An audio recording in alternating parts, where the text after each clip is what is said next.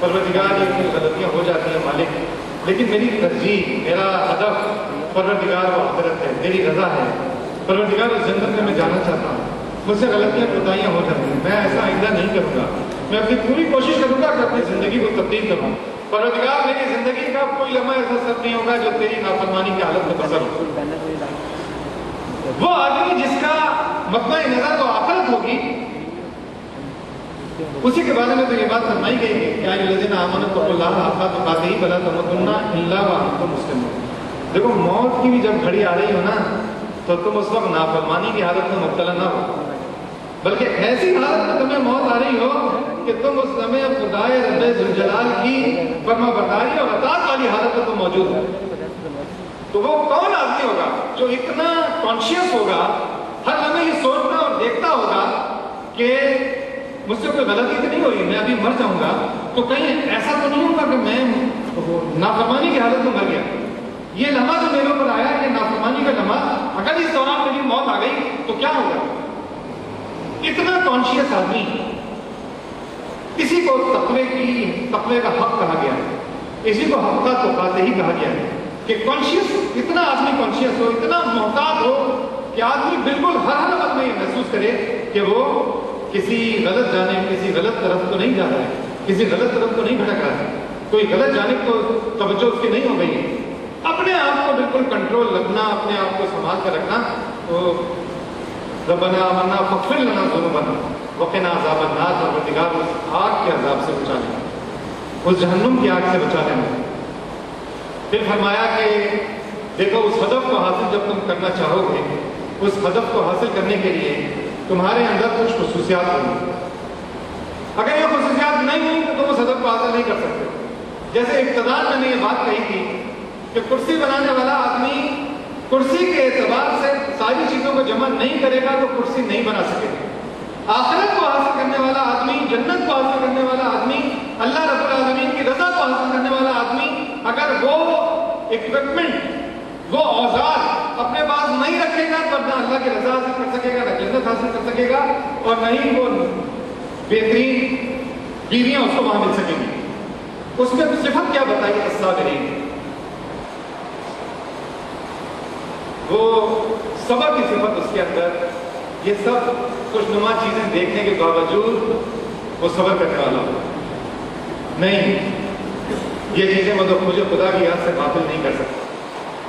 وہ صبر کرنے والا ہوگا کہ دنیا میں اس کو اپنی اقامت دین کی تحریک میں نتیجہ نہیں مل رہا ہوگا، مایوس ہو کے گھر نہیں بیٹھے گا کہ یار 60 سال ہو گئے ہیں، 80 سال ہو گئے ہیں، کیا مل رہا ہے؟ نظام انتخاب بھی تباہ و برباد ہے، فلاں بھی تباہ و برباد ہے، فلاں بھی تباہ و برباد ہے، کیسے ملے گی وہ اسلامی انقلاب کی منزل؟ کیسے لوگ دین کی جانب آئیں گے؟ بے صبرا نہیں ہوگا، بالکل مستقل مزاجی کے ساتھ اس کام کو کرتا رہے گا۔ حضرت لوط علیہ السلام کا واقعہ اگر آپ پڑھیں تو بالکل آدمی کے رونگٹے کھڑے ہو جاتے ہیں کہ لوط علیہ السلام کہتے کیا ہیں؟ حضرت لوط علیہ السلام، حضرت ابراہیم علیہ السلام کے جب فرشتے آئے، انہوں نے کہا کہ ہمیں لوط کی طرف بھیجا جا رہا ہے، اور وہ حضرت لوط علیہ السلام کے پاس آئے نوجوان لڑکوں کی صورت میں، خوبصورت لڑکوں کی صورت میں۔ لوط علیہ السلام کی قوم جو جس بیماری میں مبتلا تھی، معاملے قوم لوط آپ جانتے ہیں، سارے لوگ امڑ آئے گئے، نوجوان لڑکے اس کے آئے، گھر کا گھیرا ڈال دیا کہ لڑکے ہمیں دو۔ لوط علیہ السلام کہنے بھی لگے کہ تم کس سکر میں پڑ گئے ہو، اور بھی بیٹیاں اس سکر میں ہیں، تم ان کے ساتھ جو حلال طریقہ ہے اس تمتع کر سکتے ہو۔ انہوں نے کہا اے لوط زیادہ باتیں مت کر، ہمیں جو چیز چاہیے وہ معلوم ہے، یہ زیادہ ہمارے سامنے فضیلتیں اور نصیحتیں مت کر۔ تو حضرت لوط علیہ السلام کو دیکھیں وہ کیا کہتے ہیں؟ وہ کہتے ہیں کہ کاش میری کوئی اتنی طاقت ہوتی، کاش میرے ارد گرد کچھ لوگ ہوتے، کاش میں قوت والا ہوتا کہ ان کمبختوں کو مار کے بگاتا کہ میرے مہمانوں کو پیچھے مل پڑے۔ آج ہم بھی کبھی کبھی یہ کہتے ہیں اتنی بڑی جماعت ہو گئی یار، یہ ہم روک نہیں سکتے اس کو، ہم یہ کام کر نہیں سکتے اس کو، ہم یہ کر نہیں سکتے۔ تو الصابرین، صبر کرنے والے لوگ، مستقل مزاجی کے ساتھ جو طریقہ دین کا ہے، سیدھا طریقہ، اس سیدھے طریقے سے ہٹ کر دین کو غالب کرنا، دنیا میں غالب کر بھی لوگے تو آخرت میں خسارے کا سودا ہوگا۔ دین دنیا میں جتنا صبر کر سکتے ہو راستے پر قائم ہو، اسی راستے سے نقصان اٹھانے والے لوگ ہوں گے۔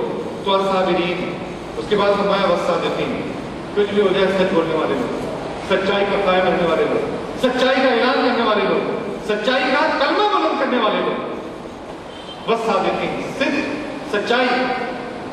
اسی لیے فرمایا کہ یا ایھا الذین آمنوا اتقوا اللہ قولوا قولا سدیدا، یا ایھا الذین آمنوا اتقوا اللہ قولوا قولا سدیدا یصلح لکم اعمالکم ویغفر لکم ذنوبکم ویدخلکم جنات تجری من تحتہا الانہار۔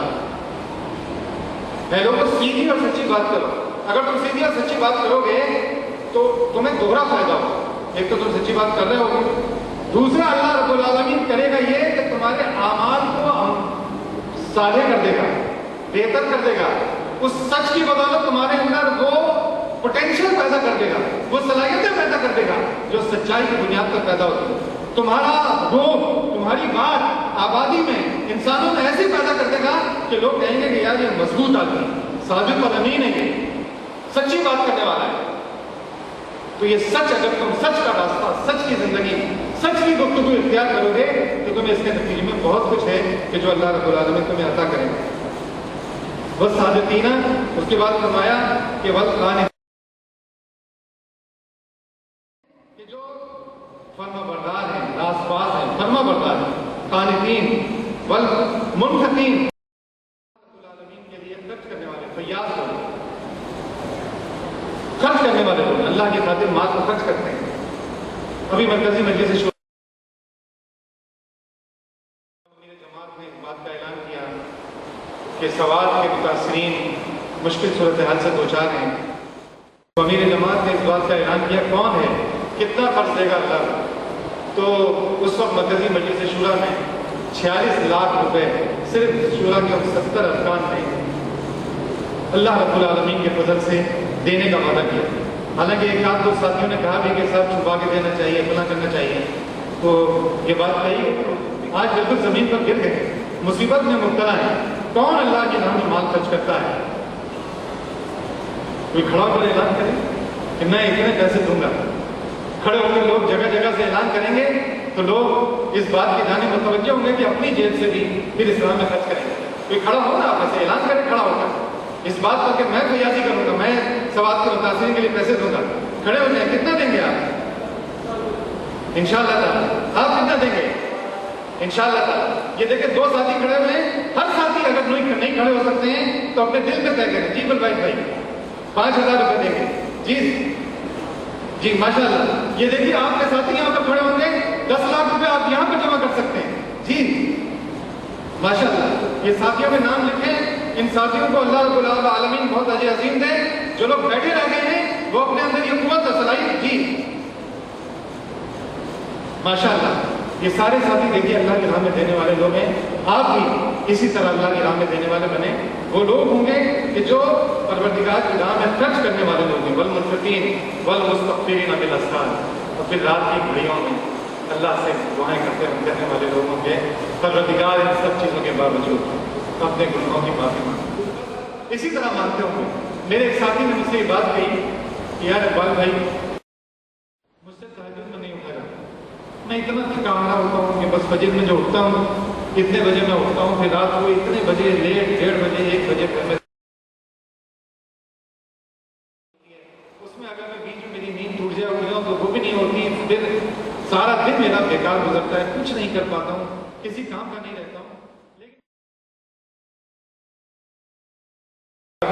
کس طریقے سے والمستغفرین بالاسحار میں شامل ہوں؟